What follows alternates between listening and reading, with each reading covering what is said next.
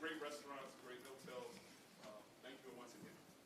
Mr. President, you want to say welcome to Cochise College real quick? Just want to say thank you, everyone, on behalf of the Cochise College Governing Board, our faculty and staff. We're pleased to welcome the 46th Governor of the great state of Florida and the Attorney General. Thank you so much for your interest in Cochise County and all that we provide here.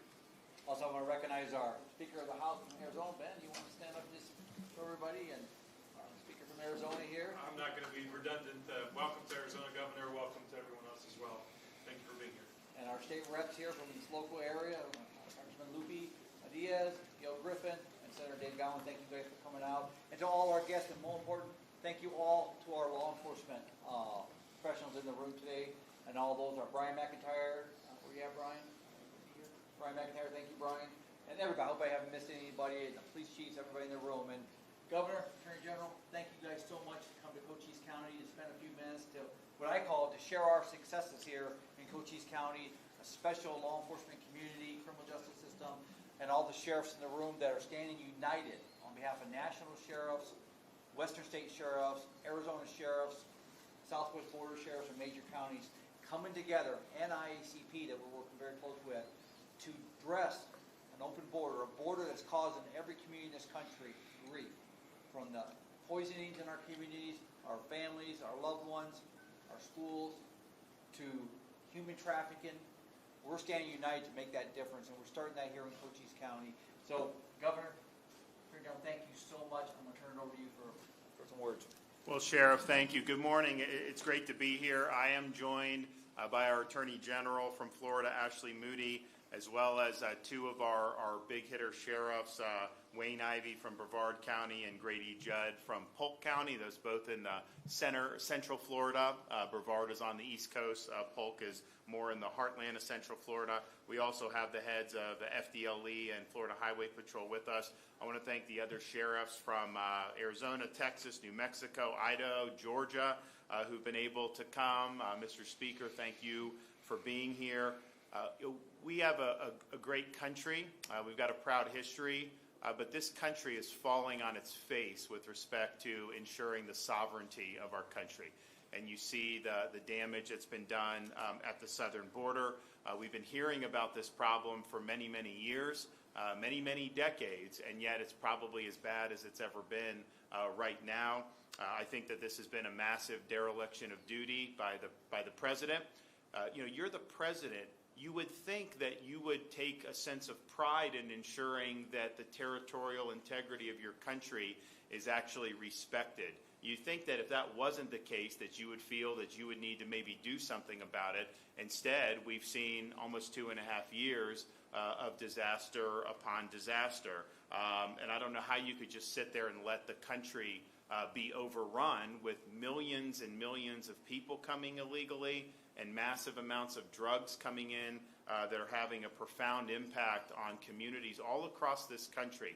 And yes, we're here at ground zero, but part of the reason we're here is because this is not a problem that only affects border counties. If it was only that, we still should want to be here supporting, because what's going on is wrong. But this is affecting communities all throughout the United States of America. You just look at the tens of thousands of additional fentanyl deaths that we've seen in just last year alone. So we believe that this is a crisis. Yes, it's a border crisis, but it's really an American crisis. And so we need to do all we can while the federal government leads a void. The states need to step up, and local officials like the sheriffs need to step up. And so that's one of the reasons why we're here today, because we want to forge a formal working relationship so that we can make the most out of all of our resources and efforts. We have the will in states like Florida. You have the will in Cochise County. You may not have the will in Washington, D.C., so we've got to work together to try to overcome that. And we've been involved in this fight really since the current president took office. We've been leaning in across the board in a variety of ways, and even before that, when I became governor, this has been an issue that we've taken on. In the state of Florida, we currently have people on deployment at the border now assisting Texas. We had people when the initial call came in 2021, and we've been happy to support those efforts. We have done things like ban sanctuary cities in the state of Florida. We're not a sanctuary jurisdiction. and we think that that's the way the rule of law needs to go. Thanks to our Attorney General, Florida has sued and actually beaten the Biden administration on policies like catch and release. And we just won another victory at the 11th Circuit, and so we're holding him accountable as best we can through the legal process, because a lot of what they're doing is just totally throwing the law out the window, and that's not the way that you're supposed to run that office. We've also cracked down on opioid dealers in the state of Florida. I just signed legislation that they're marketing this to kids. They will put the fentanyl in the candy now. And if they're doing that, they're going to spend, and the child dies, they're going to spend the rest of their life in prison, because that's where they belong, and they need to be treated like murderers. We have put forth resources to assist with the transportation of illegal migrants to sanctuary jurisdictions where they've advertised that they welcome that. That prevents for coming to Florida, and I think it's also been very effective. We've done things like E-Verify for employment. I mean, part of the reason people come illegally is because, they can work illegally. And so in Florida, we said no, even with the private sector, we just want to have a legal workforce. And so we're ensuring that, which is a big deal. We've never done driver's licenses or anything like that from the state government. We had local governments creating their own ID cards for people here illegally. We nixed that with law. And we also said we're not going to recognize things like California who do it from the other states. And so that's another disincentive, I think, to come to Florida, and I think that that's really, really good. Earlier this year, I impaneled a statewide grand jury. Last year, we impaneled a statewide grand jury in the state of Florida, which is a tool unique to our state, but it is able to do a lot of investigating. It can bring charges, but it issues reports, and it's issued reports about the treatment of some of the people that are coming across the border that are basically being trafficked, and it's really, really bad, and it's really, really poor, and a lot of it is directly attributable to Biden administration policies. We are also, people sometimes say you're not a border state. We're not a border state on the Mexico border, but we're a maritime border state, and so we have boats trying to come from places like Haiti and Cuba to illegally come into the state of Florida. Now, the Coast Guard has jurisdiction to deal with that, and they actually do a good job. They don't have enough resources. So we're currently under a state of emergency where we've surged maritime resources from the state of Florida into the Florida Straits and in other places where we're stopping boats, turning over the would-be illegal aliens to the Coast Guard. Coast Guard will send them back to, say, Haiti.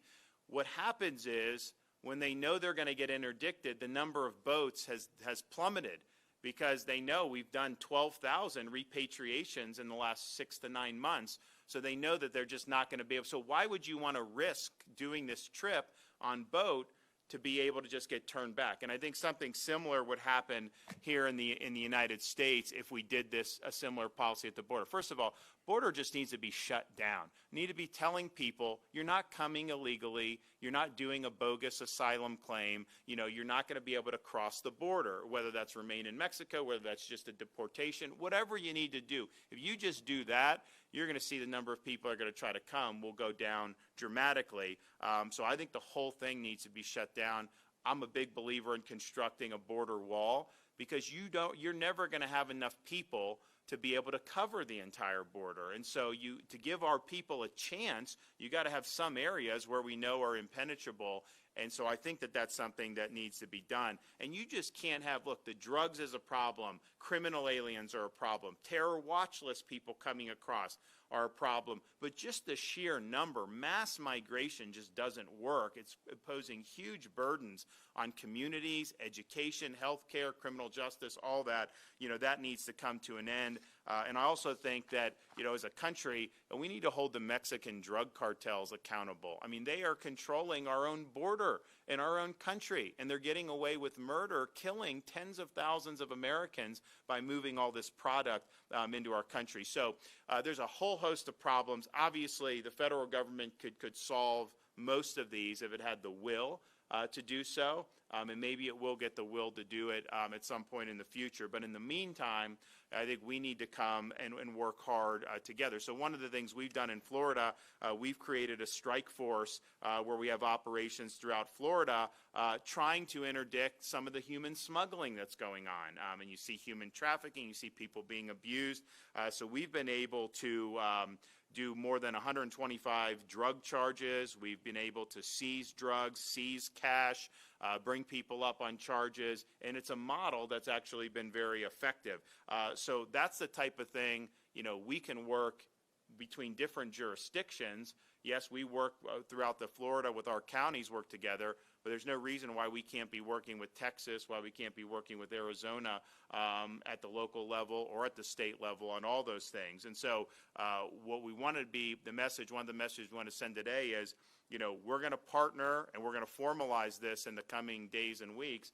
We want to partner with all like-minded sheriffs and governors around the country to create a coalition of people that actually do have the will to fight back against this problem.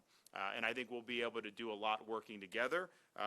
Probably not going to be able to solve everything because we need D.C. to get in gear, but I think we're going to be able to make a difference. And I can tell you what we've done in Florida has saved lives. It's absolutely saved lives. What you guys are doing here has saved lives. And so if we're pulling our efforts, I think it's going to be something that's going to be really, really positive.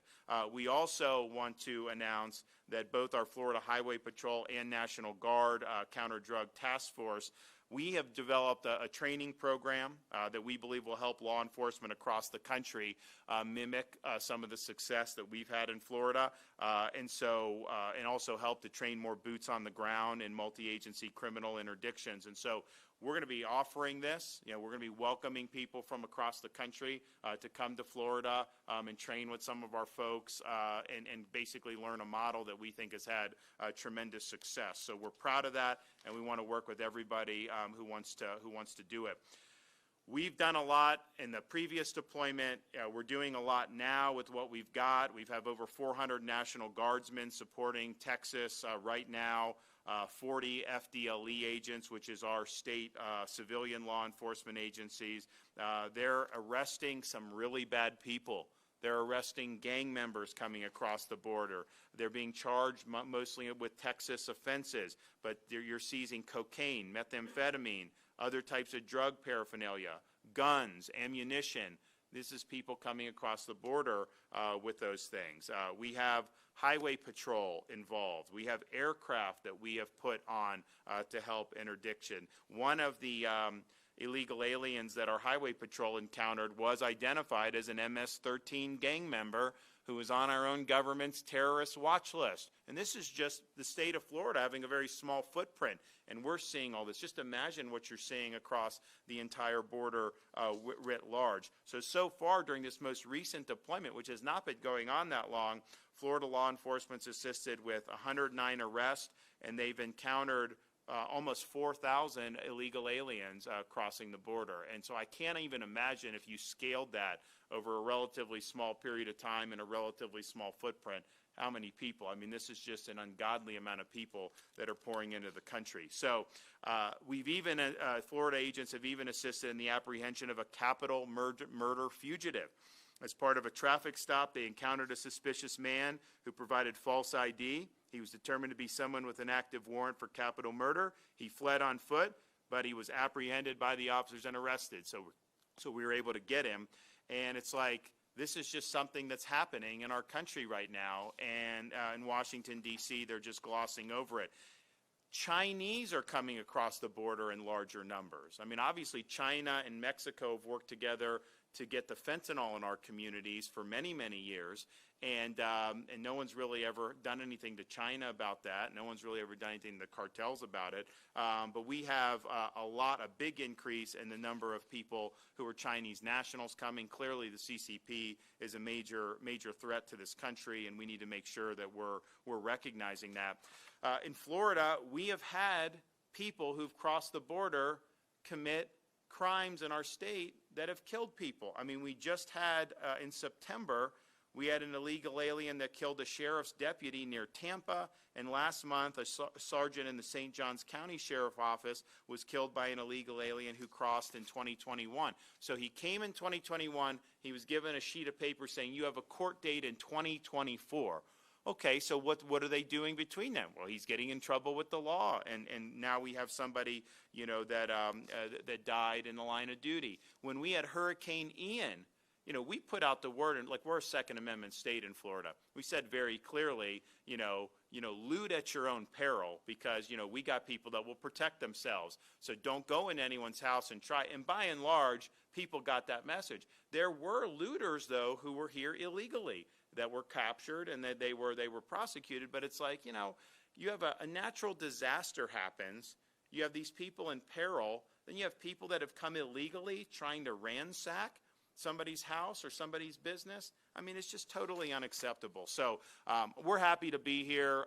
We want to work with all the other governors. We want to work with all the sheriffs to be able to help make more progress on this issue. But I can tell you that the goal for the country nationally should be to bring this issue to a conclusion. It is not that difficult to have a stable border. Other countries do it. In fact, if Americans tried to do in many other countries what people do to ours, you wouldn't last 10 minutes. I mean, it would not work. They absolutely would enforce their borders. So we need to get back to that. I think we can, but in the meantime, I think we all have an obligation to step up. So we're here to step up, and we're glad to be here. So I'd like to just open it up to the sheriff. So do you want to maybe start and then go around and people can make whatever comments and we can have a discussion? Sure, Governor. You don't want to. Sure. No, we had a meeting before this roundtable, and it was just broke my heart to hear those in law enforcement who signed up to protect and serve their communities say they feel like they are losing the war to cartels. There's one sheriff had a 1,500% increase in deaths due to fentanyl. One sheriff has had almost 50% in 1 year increase in crime related to the border. And one said, I feel like we're losing the war. And the reason these fine folks, these public servants, feel like they're losing the war is because we have a general in the White House who has abandoned us on the battlefield, walked to the side, and has started waving the flag of surrender like it is a starting sign at a NASCAR race, a starting flag at a NASCAR race, and saying, come on in as fast as you can. And we across this nation are seeing the affects of that. Thank you, Governor DeSantis, for coming out here, hearing from others around this nation of what we can do to bind together as the people, because we have lost all leadership in the federal government. What can we do as those that want to truly serve this nation and their communities to protect our border and our nation? And the conversations were great on how we're going to do that, sharing information, sharing intel, understanding what is happening, because we know we cannot believe the numbers 100% of the time.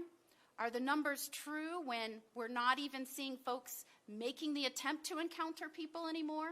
When those in Border Patrol are not even present where they were just 2 years ago? What do we do about this? And so it was heartening to see so many people that want to, across state lines, get together and do what they can, share information. They were grateful to have someone leading a state to facilitate this dialogue and this cooperation. And certainly, as the Attorney General, a former prosecutor, a former judge, the wife of a law enforcement officer, we're grateful for someone's, like you, Governor DeSantis, with your energy and purposeful direction to bring everyone together so that we can do what a leader should be doing for the United States of America, and that is protecting the border and the sovereignty of this nation. Great. Governor DeSantis, Madam Attorney General, thank you here for coming to visit Cochise County. We're doing some remarkable things here. Local, we've got a great community to serve, great partners, great law enforcement, great state folks to work with. But I will say this, and I've said it in many venues, is intellectually we're absent the federal government, and they've avoided this issue, leaving the states and sheriffs throughout the country and local law enforcement to address this. So thank you for your leadership. We truly mean that for both of you, to come out here and share our successes, but also invite sheriffs from all over the country and police chiefs from my local community, all of us to come together and say, how can we stand united in this country? Local, state, and federal, and challenge our governors, all our governors in this country, led by you, thank you, and our sheriffs, thank you so much, and our sheriffs throughout the country. We have national sheriffs here today. We have western states, southwest border, major counties that stand with you, Governor, with you, Attorney General, to bring the fight to the cartels. And that's what this is all about. This is not about politics, folks. This is about doing what's right, that everyone in this room that works for government have taken an oath to do. It's not difficult, like you said, Governor, in our room a few minutes ago. But also, we talk about public safety, national security. We also need to talk about the humanitarian efforts that we're doing out here to protect human beings too. That's so important, and that's what you're doing in Florida. That's what we're doing here in Cochise County, and all my colleagues, sheriffs and police chiefs in the room too. So thank you guys for what you do. I look forward to the next few hours as we share our successes here in Cochise County, also our challenges, but as we pledge you both and all our governors, all our sheriffs, all our law enforcement, our prosecutors, our county attorneys, our mayors, to work united to fix these borders, secure our borders, and get America back. So thank you both. I'm going to turn over to our Vice President of National Sheriffs, Karen Donahue out of Idaho. Thank you, Mark. And thank you, of course, Governor, Attorney General. It was a great discussion. We really appreciate you spending the time with us and being here, and really the efforts you have already done. You've really set the stage in a lot of ways throughout our nation. The National Sheriff Association, obviously, we represent over 3,000 sheriffs. And those sheriffs, as you said, ma'am, they also took that oath. They took that oath to stand in front of their people, protect them, protect against victimization, do whatever they can, and they will lay their lives down just like the troops that have come behind them. But what we've seen by this presidency and by the Secretary of Homeland Security is nothing but lies to us, lie to the American people, lie to our faces, lie to the sheriffs when you stand in front of us. I don't want to meet with these people anymore, right? I'm tired of you lying to me. I'm tired of you lying to the American people about what you're doing. You're not doing anything other than being complicit in the crimes against the citizens of America. Our citizens in Idaho and every state represented are dying because of the inaction or even the actions of this presidency and this administration. And I'm sick to death of it. And I'm sick to death of having to meet with families, including my own, who have been victims of fentanyl. Families like my own who have been victims of car crashes by illegal aliens driving semi-tractor trailers drunk in my state. I'm tired of doing those funerals. And I'm reaching out to people throughout. I so respect you, both of you, for doing the work, for setting that standard. I certainly will stand with you. And I want the American people to stand with you and to stand up against this tyranny of what we're seeing in our nation. The Mexican cartels are the enemy. We've said that time and time again. We're calling them out, the Sinaloa cartel, the Jalisco New Generation cartel. They're enemy number one, but they're also complicit with their partners, and that's in China. Supplying the precursor for methamphetamine, supplying the fentanyl, the bad actors, and yet again, what are we doing as a government to call these bad actors out? And the answer is nothing. So the American people have to stand up and take back your country, because quite frankly, we are losing that war, ma'am, and I appreciate you bringing up my comments. We are losing the war. And it's hard for me as a sheriff to stand in front of my troops every day, or my state, or even the nation as the vice president of national sheriff, say, we're doing great. We don't have this. We don't have it because we don't have a government, a federal government that's backing us. And the states have limited powers at times in certain ways. So it's very frustrating. But what's more frustrating is to look those people in the eye and say, we can't protect you because the enemy is through the gates. They're not at the gates, they're through the gates. And it's damn well good in time we do something about it.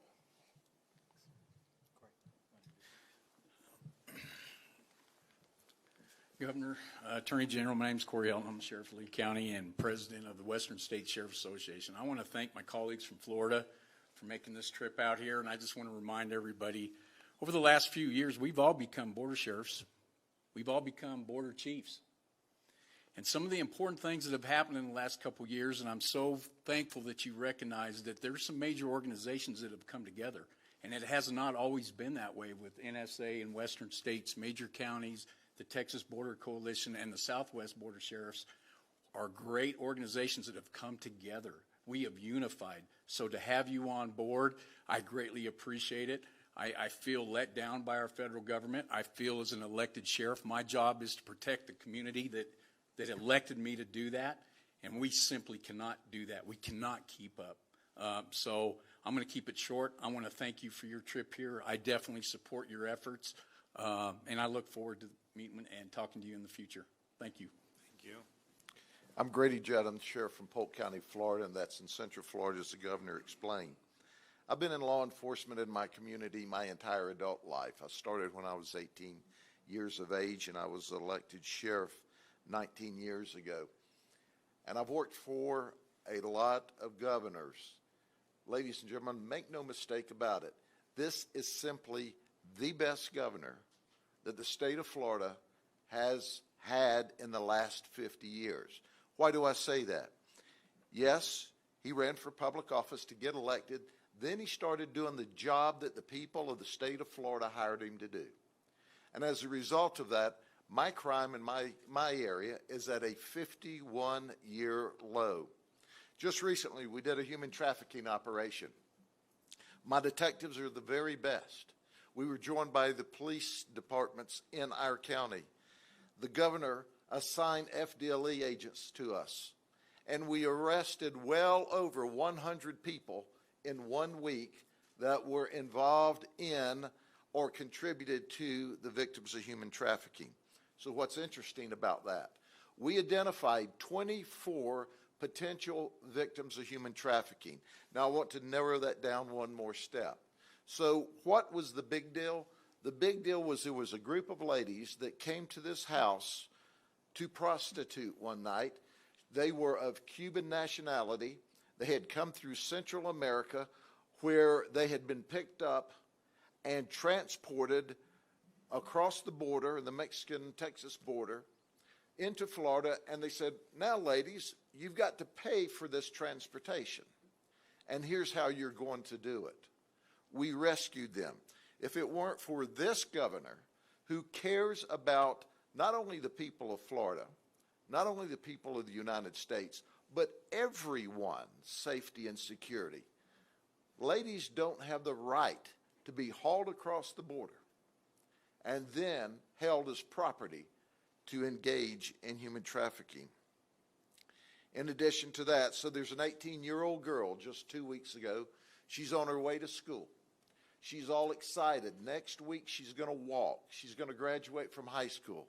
A beautiful young lady. And who pulls in front of her? But this guy. This guy pulls in front of her.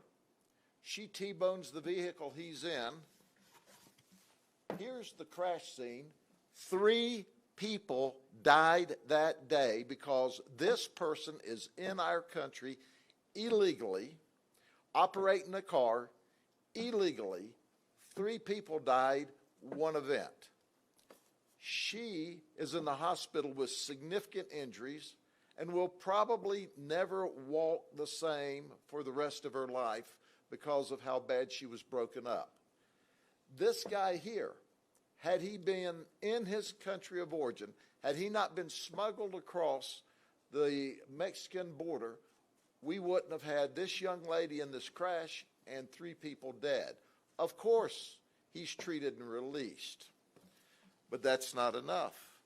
Then there's the drug cartels that we deal with. Juarez, the Sinaloa cartel, Luis Martinez.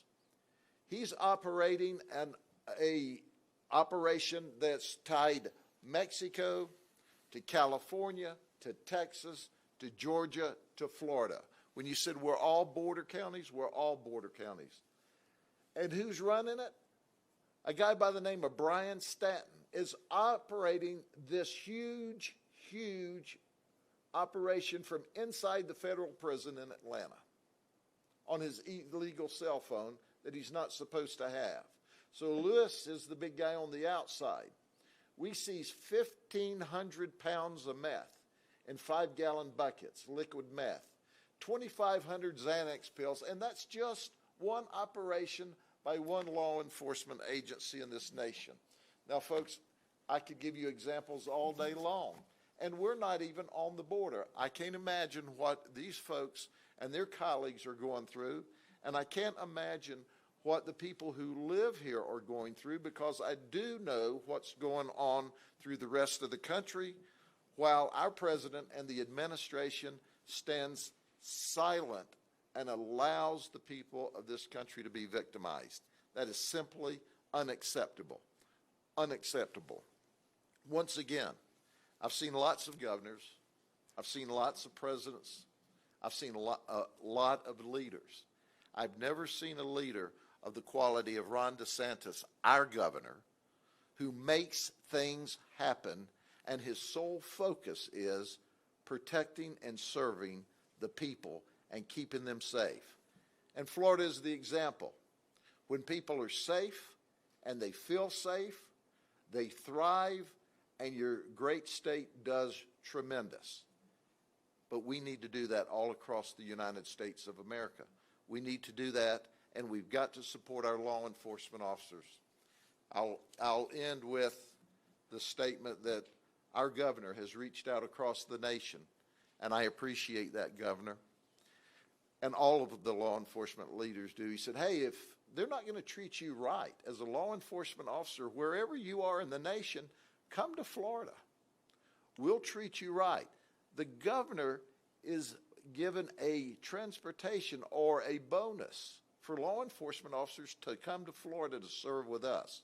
Well, in Florida, we put bad guys in jail because we've got a governor that has our back. Thank you.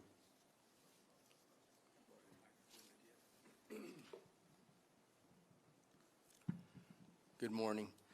Welcome, Governor. Welcome, Attorney General Mist. My name is P.J. Allred. I'm the sheriff of Graham County, which is the county just north here of Cochise County. One of the smaller ones as far as, well, we got 4,000 square miles, approximately 30,000 people in our little county. So don't have quite the stories as right here in Cochise County or Yuma County or our other borders. But our issues are exactly the same. I think when most people come from the South to come in the United States, my little county is probably not their destination. But they come through us. And we feel them when they come through us. And we have our vehicle pursuits, and we have those types of things that happen and take place. But one thing that does stick and stay with us is the drug portion. Because that's in every single county. It's going to stick, it's going to stay. It's not clean. And I know and I'm all about, and I'm with what we got to do to shut things down at the border. I'm totally with it. Maybe a smaller, different spin somehow that we need to look and figure. Those of you that are in businesses for yourself, you know that there's a demand, your business is going to thrive. In the United States of America, there is a huge demand. If we weren't using dope, it would have to go away. They'd have to figure something else to run at us. But we're going to use it. They're going to bring it. So there's two-pronged type thing that we got to do here to try to help stop the situation that we got going on. And like I say, it does happen. And just an interesting little tidbit of a story that happened to me earlier. In my county, the San Carlos Apache Tribe Reservation is there also. Great police department, great people to work with. We have a wonderful relationship with one another. First part of March, myself and my wife, we're traveling over towards Phoenix, going across the reservation. I have a vehicle pull up behind me now. Mind, I'm a border above, or a county above Cochise here. But I'm going through a line of cars, a black SUV with the antennas, push bumper, lights me up with red and blues. I move over, he goes around me and goes on, has New Mexico plates on it. Come from Columbus, imagine that. But anyway, I made some phone calls real quick, and since I had my wife with me, I didn't really want to perform the traffic stop because I was in an unmarked vehicle also. But I got the police chief. We made the traffic stop. The kid did have he denied any red and blues or whatever. Well, he had red and blues. He had a badge wallet.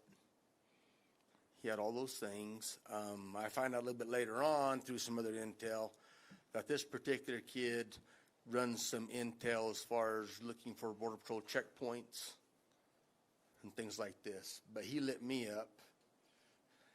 I mean, it caused problems in traffic, passed on double. It's a bad deal. He wound up in jail. So, anyways, that's just our little county that's not on the border.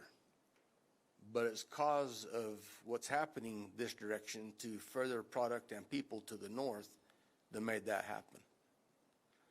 And so it's coming to us. It's coming through us.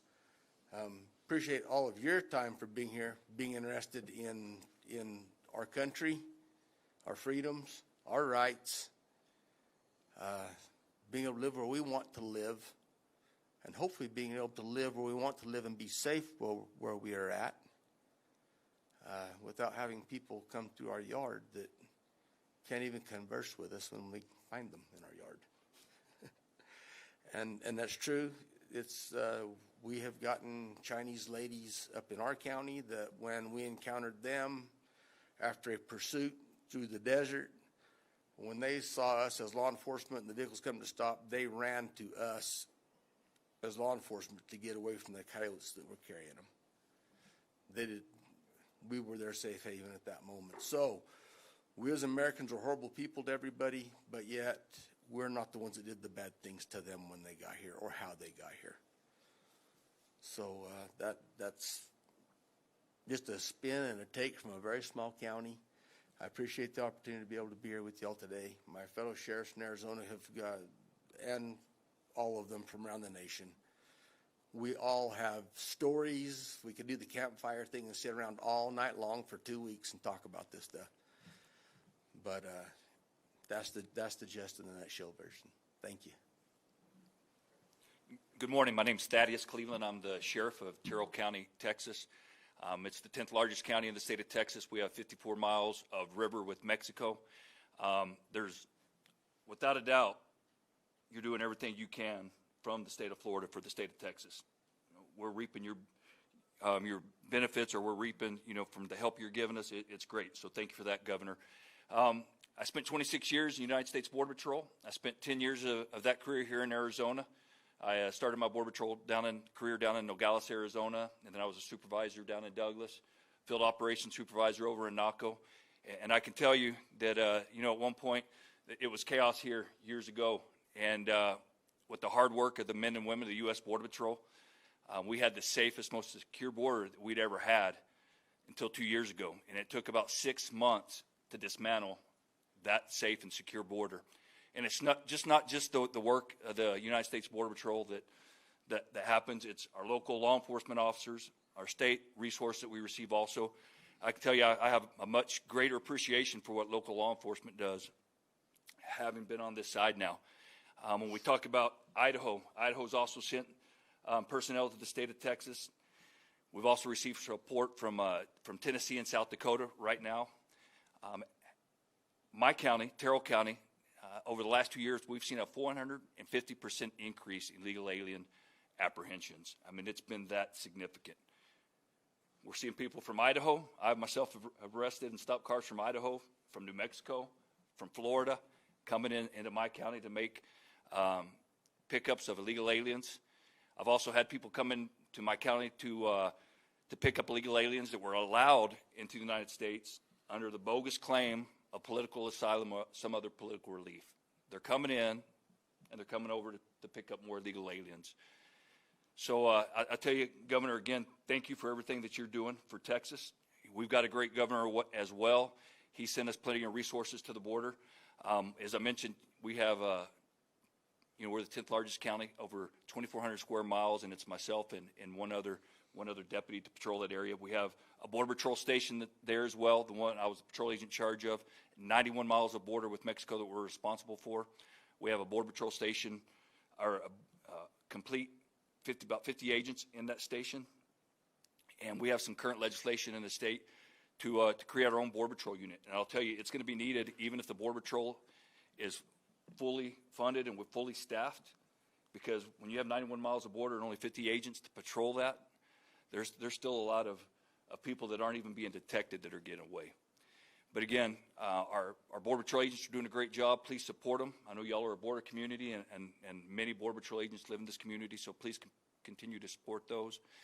Governor, thank you for coming out. Sheriff, thank you for letting me come over and be a part of this. And you have my support as well. Thanks. I'm Sheriff Wayne Ivey out of Brevard County, Florida, and Governor, it is an honor to be here with you on this initiative. The first thing I'm going to say is Sheriff Judd and I were told we'd be issued cowboy hats when we got here, and I'm assuming that's still coming, Mark. So I can tell you that, we hear the talks about how this is impacting our border. Illegal immigration doesn't just impact the border. It filters into every community in this country. It's filtered into my community, to every community of everybody that's represented here today. Government's one and only responsibility is to protect its citizens. And the administration in Washington has forgotten that. In fact, I don't think they've forgotten it. I think they've ignored it. They have put our citizens' lives at risk by not doing their jobs of securing our borders. What you see here today, orchestrated by Governor DeSantis, is a united front of sheriffs and law enforcement officers from across the country that are all facing the same things. Increase in fentanyl deaths, increase in human smuggling, increase in crimes, 44% increase here just in Cochise County of the crime rate. That's an increase in victims is what that basically means. It's an increase in U.S. citizens that are being victimized by those that are coming to our country illegally. Just the fact that you cross the border makes it illegal. That's the biggest thing that we have to accept here. We are a country built on law and order. And Governor DeSantis, like I and other sheriffs sitting here, understand that that's our responsibility to protect our citizens.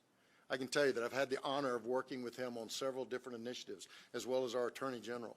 And they subscribe to the same thing that I do. And that is, our oath is to protect our citizens, our cops, and our Constitution.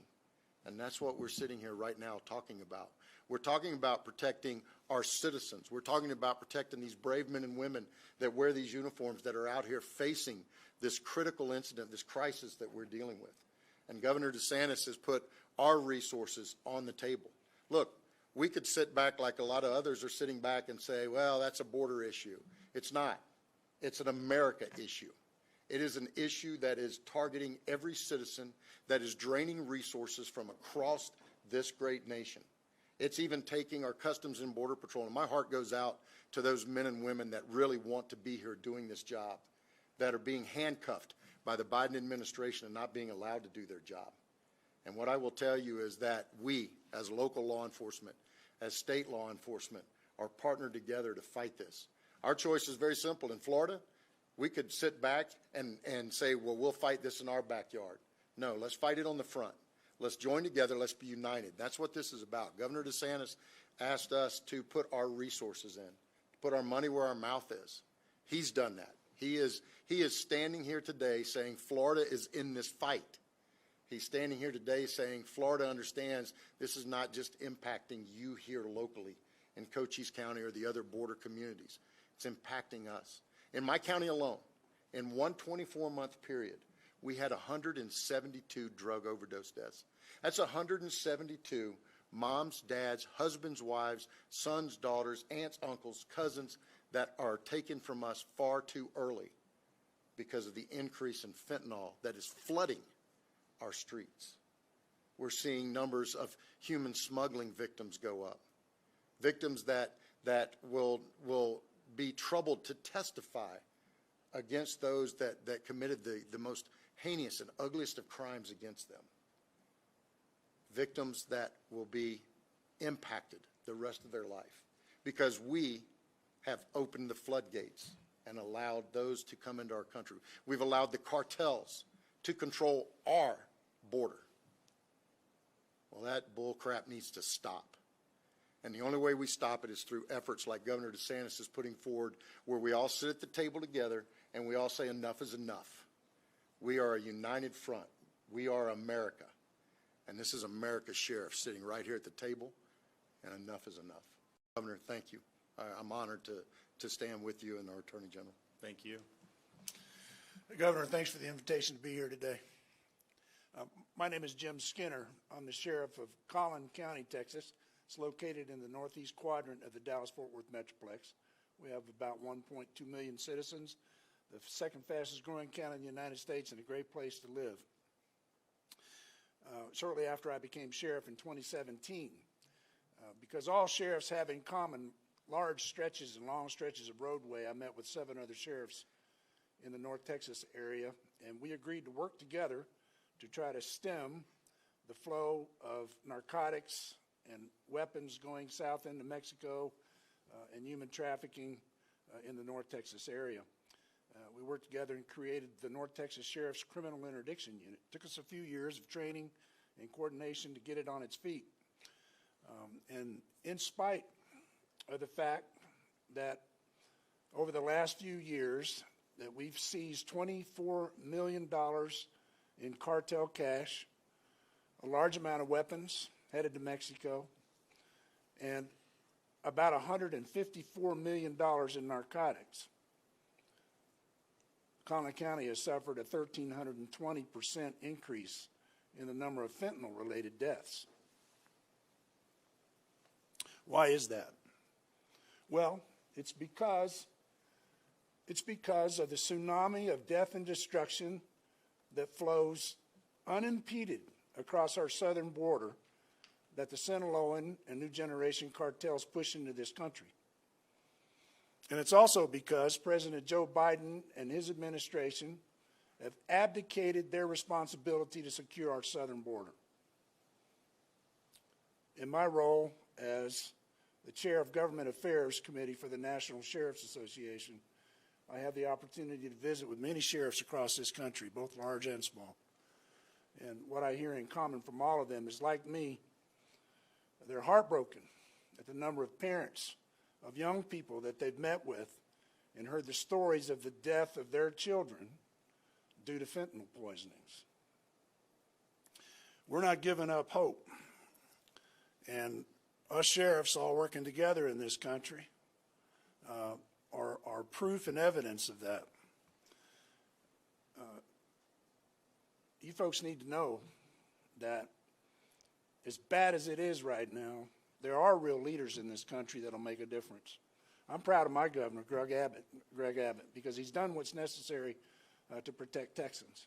And I'm really proud of you, because not only are you willing to protect the people in Florida, but you'll send your people to Texas to help protect Texans.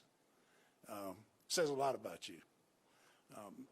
I just want you to know I appreciate you putting the spotlight on this, because it's important for the American people to understand. Thank you, sir. Great. Well, thanks everybody for those comments.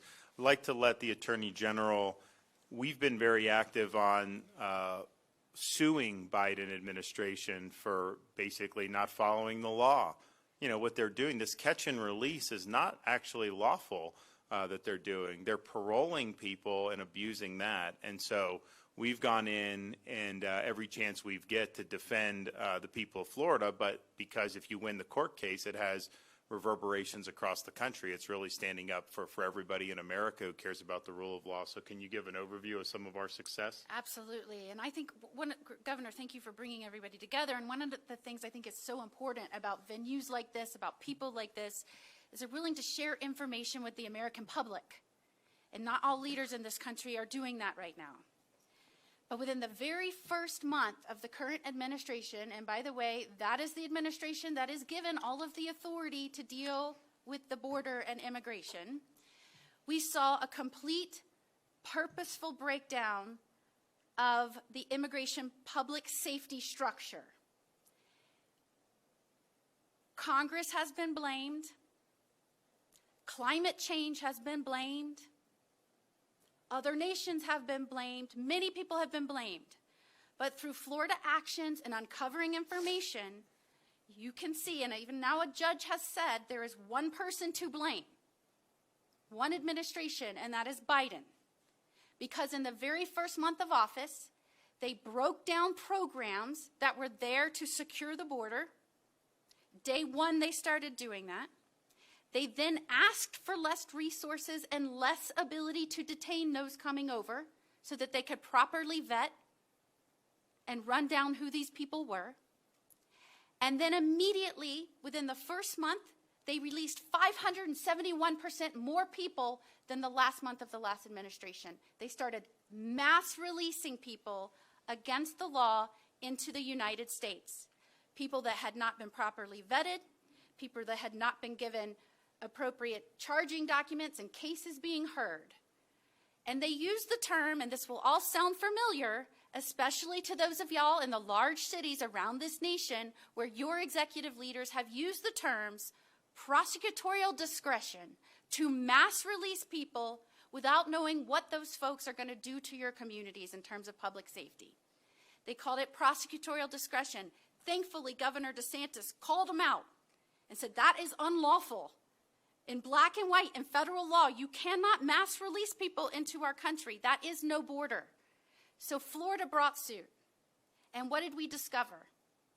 Yes, they were doing things in violation of the law. Yes, the first month of this administration, Border Patrol told them, when you break down these programs, when you start mass releasing people like this, you will have a crisis. What did they do in the response? They asked for less resources to detain people. They increased mass release. When we brought suit, they realized that we had called them on it. They changed the policy. We amended our complaint. What did they do then? They changed it again. We amended our complaint. When we finally got them into a courtroom, when we finally got a judge to say, you can't do this. And yes, the border crisis is your fault. And yes, we have seen record numbers like we have never seen before under any Democratic, under any Republican president in the history of our nation. You have broken our border, turned it into nothing more than a line in the sand. What did they do? They sat on their hands. They didn't appeal. They waited until the last day before Title 42 was to expire to try and bring an appeal. And on that last day, they told us their new policy. You know what the new policy was? The same one the judge just found illegal, mass release, and all they did was change the title. So yes, Governor, thank you so much for your leadership, because this week Florida again won in court, where the appellate court said we are going to deny the federal government's motion to stay the judge's order, finding it unlawful. You can't mass release people with little to no vetting and no court date and no initiation of proceedings. That's against the law. It's black and white. It's never been done. And this crisis rests solely on this administration. And I'm so grateful we have a leader that's willing to stand up and speak out and talk to the American people and say there is one reason this is happening, and we will band together, all of us, across state lines to fight back. Great. So what would you say, just being down here, like if you could snap your fingers and get one thing to help you, what would you want? Governor, I continue to say this, is we need to prioritize all our borders. We have failed to do that in Washington, D.C. Our borders are the gateway of crime in so many ways, under public safety, national security, and humanitarian.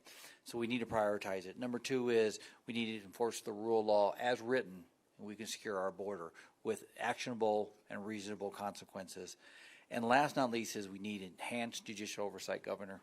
We need to have asylum, immigration hearing officers at every port of entry all along the southwest border to address those asylum claims, and 9 out of 10 would be returned immediately, which would stop the flow. And last not least is we got to get the dang politics out of our rule of law. I thank you both for standing up for the rule of law in a very politically damaging society right now when it comes to politics are driving that. They should have, it has no business. Every sheriff in this room, though elected, I promise you, enforce the rule of law based on what the rule of law says we can and can't do. So if we can do that, we've come a long ways. We got to get back to the basics here because the return on this, as we see every day in our communities, is deadly. We got to get back to it. So. Great. Does anyone have anything to add in terms of needs or? I'd like to say, and as I mentioned in the room earlier, this problem is fixed overnight. And it can be fixed. And we have the short-term solutions, which is consequences at our border for those crossing illegally. And then we could bring back the remain in Mexico, as we discussed, for those that are using asylum, and under false pretenses. But long-term, we need to make sure border security and immigration reform are separate. Border security, we need to bring back more technology. You mentioned a wall. We've seen the wall here in Cochise County. It works. Is it an end-all? No, it's not. But when you have the right combination of that infrastructure and that technology, and then most importantly, a man wearing a badge or a woman wearing a badge to go out and make those apprehensions, that's what we need to get back to our border, and that's what we're missing. It's not that the border's broken, it's that D.C.'s broken and not allowing us to do what we need to be doing. I think the states should be able to enforce immigration law. Like they if you try to do things, I know Arizona's tried in the past, and they'll go to the court, and like the Supreme Court will say, only the feds can do it. Well, they're not doing it. So how is it that it's your sole province, and then you can just default on the responsibility entirely, and somehow we're not able to fill that void? So I think states need to be more aggressive in some of the things that they're doing. It's one thing to say something's a federal responsibility, but if they just completely abandon the field, then you don't have any rule of law. So I think that's you may be able to formalize that with change in federal policy, where the federal government should be welcoming that. I mean, we've done the 287G agreements and things like that. So I mean, there are definitely ways you've gone down that road, but I think you could do even more. And then in terms of the drugs, I mean, I do think what you said is true. The supply is one of it. You've got to go after the supply. In Florida, though, we go after the demand. We have a program for getting into the schools, talking about the really risks of getting involved with street drugs, especially in this day and age. Like, not that you should have ever done it, but it's like you do things that you wouldn't think would be fatal, but if it's laced with fentanyl, that could be all she wrote for you. And so these young kids, particularly these teenagers, just need to know that the stakes are very high when it comes to trying to experiment with this. And you absolutely could end up overdosing on things that people are telling you aren't, quote, as dangerous as it may turn out to be. So that message is being put out. We take it in the schools. We provide examples of people that have had really, really bad experiences, tell stories about people that have died. And, you have parents who've lost kids in numbers that are as high as I can remember from drugs. And these are tragic, tragic situations. And so spreading that message, letting particularly the young people know it's just not worth it. They're putting the fentanyl in the candy to try to, give it to kids now. They'll put it in all this stuff. There was an issue in Florida, an Airbnb. Someone was doing drugs in an Airbnb. They left. A family came in to do the Airbnb like the next day or the 2 days later, and there was a baby playing on the carpet that died from fentanyl that had kind of spilled on the carpet from the previous party. So this stuff is really, really lethal. So we're definitely spreading that message and trying to reduce that demand. And then we also have a program, we call it the CORE Network, Coordinated Opioid Response Network, for if people are addicted and they end up overdosing, go to the hospital, and they get stabilized. If you just discharge them back out in the community with no other support, they're going to relapse. They're going to overdose again. Like that's just what happens. And so this network is getting people into treatment, getting them into counseling, other things to try to allow them to cope with this addiction. And what they found is in the places that we've done it, the relapse rate has been under 10% for those people, which is really, really good, because I think the relapse rate would be way, way higher if they didn't have that. So I think that the border, the cartels, all that, indispensable. Taking these fentanyl pushers and putting them in prison for a long time, you got to do all that. but fighting the demand and then helping people who are coping with the addiction is also important. So in Florida, we're doing all of it, and we think that they all go hand in hand. Two things. You just mentioned that in our state of Idaho, Governor Little has established the Esto Perpetuo, which is very similar to what you're doing in Florida, which is reaching out to our communities, to our high school kids, to our junior high kids, to just try to give them some awareness of the immense danger of fentanyl, because we've never seen it like this. It's unprecedented. So we're doing great things like that. The governor, I appreciate his efforts in helping down here. And so that's one thing. But you just asked Sheriff Daniels a question, what would you do? And I think one thing that we have discussed, and I know you've discussed with this group, and that is take action. The President Biden has the ability to take action against the country of Mexico. And that has not happened. There's no, in my opinion, he has no taste to do that, but he needs to do that to save the American people, to save and stave off this victimization. But Mexico, the country of Mexico, regardless of whether the president wants to admit it of Mexico or not, he's part of the problem, but the cartels are the problem. And it's my opinion that if we could snap our fingers, we could see our American president take action against the country of Mexico and the cartels to relieve this victimization, because we've talked a lot about the victimization, and it's been spoken about by these other sheriffs. The human victimization, whether it's sex trafficking, human trafficking, the indentured servitude that exists in your state, in my state, in other states, by the cartels, these people owing that money for getting them across, it's relentless. And how we as a nation can allow that, when we talk on one hand about all the social issues, but on the other hand, we're allowing it, and that starts at the top. And so that would be, sir, one suggestion that I think we need to continue to push. Yeah, look, just think, Mexico is allowing millions of people to traverse through their country knowing that there's crimes being committed, a lot of these people are being trafficked, what the cartels are doing, abuse, all this stuff, and they're just letting it happen. They're not doing anything, about it. And we have a tremendous amount of leverage over Mexico. We have different levers that we can push.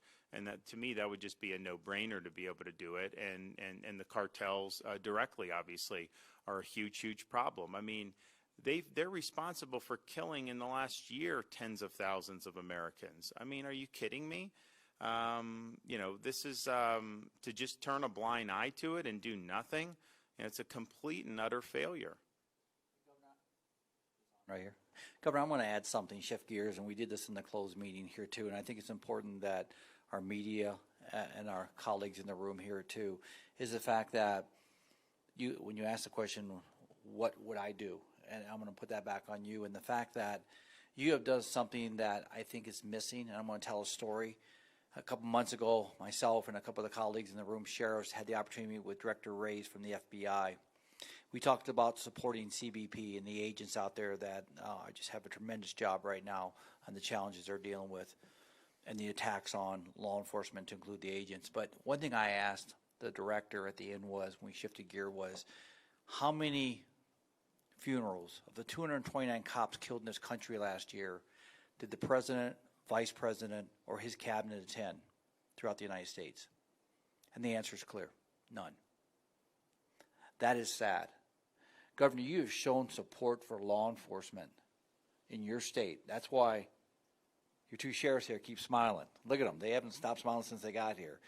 Your colonel for the Highway Patrol, your commissioner over here on the left, look, they're still smiling too. And I've never heard a negative thing from somebody who wore a badge in your state for either one of you. And the reason is because you're taking care of law enforcement. We need the federal government. We need our, as I said, started off, and I'll close it out to this statement is, we have to support those that wear a badge, to put their lives on the line every day in those communities throughout the United States. And you're doing that, Madam Attorney General, you're doing that. We need all governors, the President of the United States, all the way down, every elected official say the priority of this country, and somebody said this earlier, and I'll highlight that and echo it, is the fact that if we don't support those that wear a badge in the rule of law, we're in trouble in this country. Thank you guys both for doing what you do, for doing that, and thank you to my colleagues. Absolutely. Yeah, no, we're proud of that. We've done for the last 3 years, we've done $1,000 bonuses for every sworn law enforcement officer and firefighter in the state of Florida. And that's a lot of people because we have a big state. And then Grady had mentioned recruiting people from other jurisdictions, particularly like New York City, Chicago, places where morale is low, they're treated horribly. If you come to Florida and sign up, you get a $5,000 signing bonus. And so that's been a very effective program. We've been able to recruit a lot of people here. And look, I mean, maybe it's a self-selective thing, but like I have not talked to anyone that's regretted it when they come. I know your people are really thrilled in Brevard. Every time I see them, they're really happy that they made the choice. And it's just, look, you dedicate your life to something. You know, you wear the uniform. You want to be in a community where people appreciate that. You want to have a state government that has your back. I mean, that's just natural that you would want that. You don't. Why would you want to put the uniform on and risk your life if you're treated poorly by politicians and by the community? And unfortunately, we've had some places in our country that have gone down that direction to their great detriment, mind you, because crime has gone up. Those communities are now less safe. When they defunded or took money away, it was a catastrophic mistake. And some of our once great cities have been hollowed out because of a lack of public safety. There was other factors. They did stupid COVID lockdowns. They did some other bad policies. But from allowing the BLM riots to then just allowing the criminals to have the upper hand, people are fleeing these places because you can talk about business, education, all the things that are important. If you don't have public safety, then none of that stuff matters at that point. So it's a critical component to a thriving free society. We're proud that we're a law and order state, and I think we're better off as a result of it. Okay, I think we're going to go. Does anyone else have anything? I think we're going to go do a border tour. Maybe we take a couple questions before we do that, and then, yes, sir? You've logged a lot of miles over the last week. Good to see you again.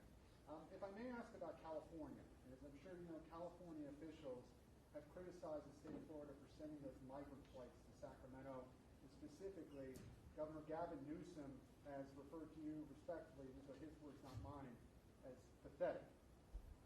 I want to ask you what your response is to Governor Newsom, and also more broadly, what would you say to critics who question whether Florida tax dollars should be used to transport migrants that aren't in your state? So here's the thing. These sanctuary jurisdictions are part of the reason we have this problem, because they have endorsed and agitated for these types of open border policies. They have bragged that they are sanctuary jurisdictions. They attack the previous administration's efforts to try to have border security. And so that's the policies they've staken out. And then what? When they have to deal with some of the fruits of that, they all of a sudden become very, very upset about that. Well, what are these people having to deal with here? I don't see the sympathy for them. And so, the reality is I think the border should be closed. I don't think we should have any of this.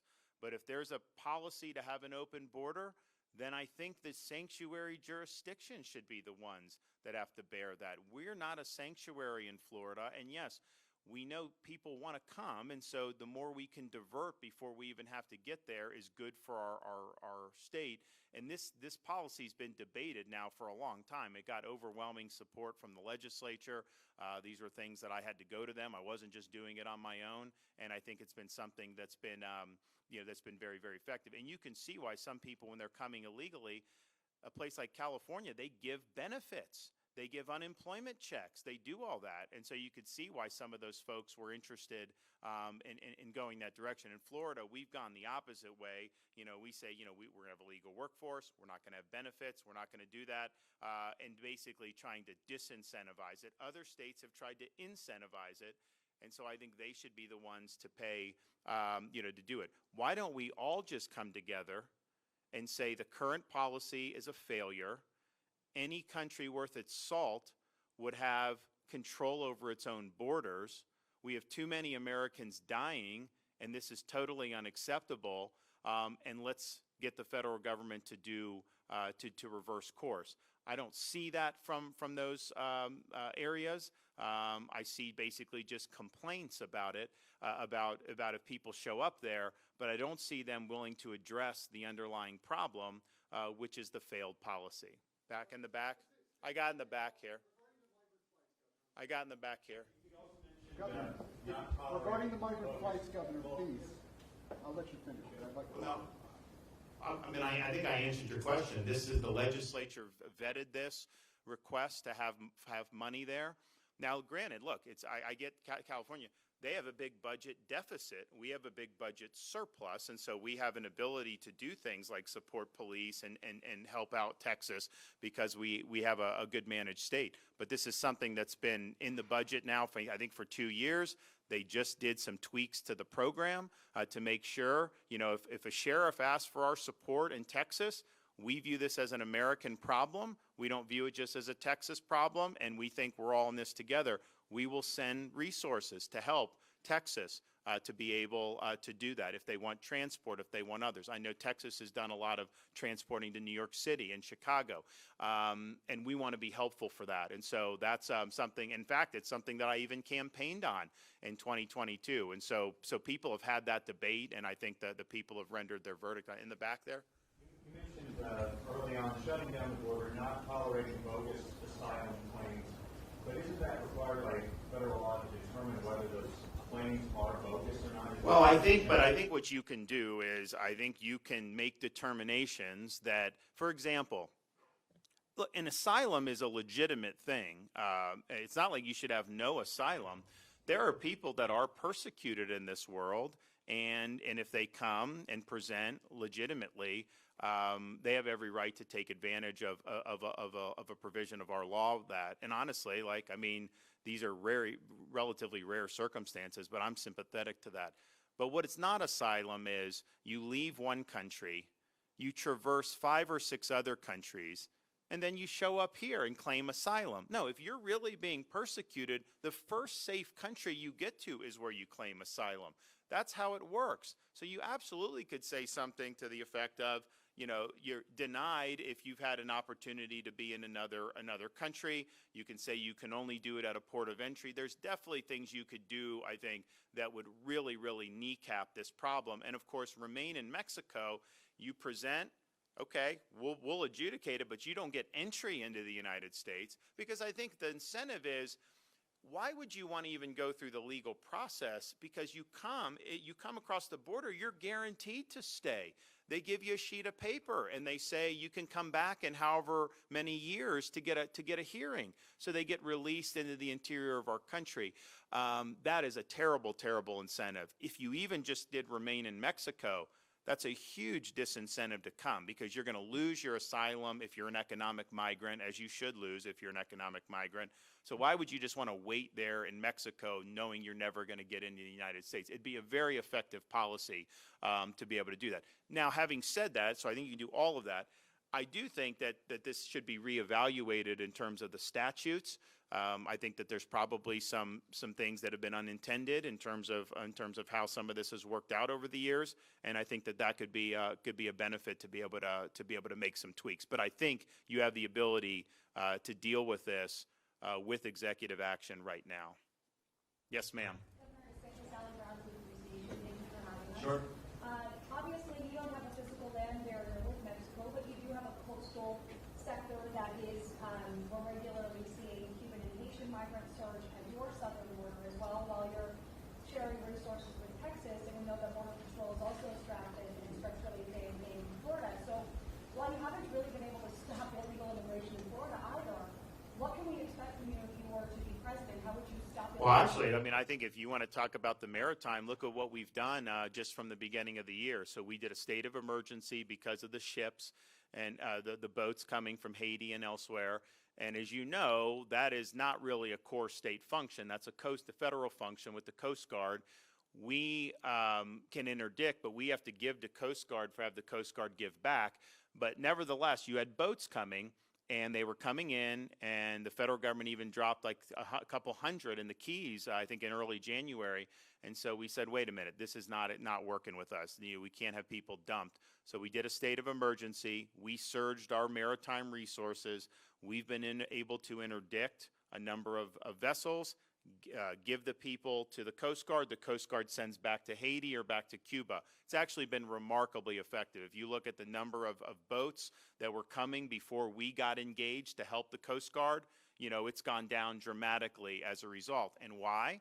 Because these people now know if they're getting in the boat and they're coming, they're going to be interdicted and they're going to end up being sent back. So why would you want to get in some makeshift boat, traverse the Florida Straits, knowing you're not ultimately going to get there? So it's done a huge, huge benefit to be able to do that. So we have totally adequate resources to be able to help with our maritime interdictions, and we're still under the state of emergency for that because we've put some serious weight behind it. Now these things can be seasonal, so maybe they'll try to pick up. It's remarkable what they do. They study what we're doing, and they try to figure out where holes are so that they're able to go and end up getting in. And some of it is for nefarious reasons, but some of it is people just want to come to the United States. But I think actually what we've done has been very, very strong. It's not our responsibility as a state to patrol the coastline from illegal aliens. That's a federal responsibility. But where we can come in and fill gaps and help, and I think the Coast Guard does a good job. I just think that they're undermanned. So we're filling gaps in there and have been doing that, and we're going to continue to do that because I think it's important that we do. So we're all in on all of this. We are not doing the maritime. It's been a huge, huge emphasis of the administration over the last 6 months, and particularly, and as I mentioned, we've now repatriated over 12,000, helped the Coast Guard repatriate over 12,000 illegal aliens back to Haiti or back to Cuba or back to some of the other island nations there. So that's a big, big deal. And when those repatriations are actually happening, that's when the boats start to go down because, like, why would you risk it? And I think the same thing will happen here. You institute these policies where they know they're just not going to get in by making a bogus asylum claim. You're going to see the number of people dwindle who's going to be willing to do this. One more. Yes, ma'am. To ask you, how do you put together a winning coalition? The polls have trailing Donald Trump by 30. What's your message to Trump supporters and teams in Northern Virginia? Well, did you just see the Iowa polls that just came out? I mean, we can talk about polls all day long. I mean, I think that you've seen some great stuff. I can tell you. When you run in these things, you run and you persuade people. I mean, that's the whole point of it. Like, you don't do a poll a year out and say that that's how the election runs out. I mean, if that were the case, I wouldn't have been elected in the first place as governor. And even my reelection, I had people saying we were going to win by a couple of percentage points. We won by 20 percentage points. And so we're really excited about the enthusiasm we've generated. I think you're going to see a lot of really good stuff over the ensuing weeks and months, but that's kind of separate from what we're doing here, which is, in my role as governor, I have a responsibility to be a leader, and we're going to be working with the sheriffs in a more formal way going forward, and we'll put out more information about that alliance. But I think that we have a lot of like-minded governors, we have a lot of like-minded sheriffs around the country who really care about public safety, who really care about the rule of law, and who want to have borders that are enforced in this country. And so that's the direction that we need to go. And I think that the more that we can do and show that where the federal government has abdicated its responsibility, we're stepping up to make a difference. One, I think that that's good in of itself, but it's also at some point, if you're the federal government, wouldn't you want to be taking this on? I mean, it's kind of embarrassing, I would think, to have all this activity happening to try to fill the void that you've left. But there have been a lot of governors that have sent down to Texas now. It's not just Florida that sent people. You've got a number of states that have done it. So this is a team effort. At the end of the day, we're all Americans. This is not just a crisis that's limited to border states or border counties. It's an issue that affects Americans of all walks of life in every community here. And we need to get it to where, we're not consoling mothers on a routine basis who've lost kids because of overdosing from fentanyl. I mean, we really, really got to do something about it. It's been gut punches for communities throughout this country. It's forever changed families, and enough is enough. And so we're here to do something about it. So we look forward to seeing some stuff on the border, and we're here to help, obviously, and we want to continue to be engaged with all of you with our new coalition going forward. Thank you.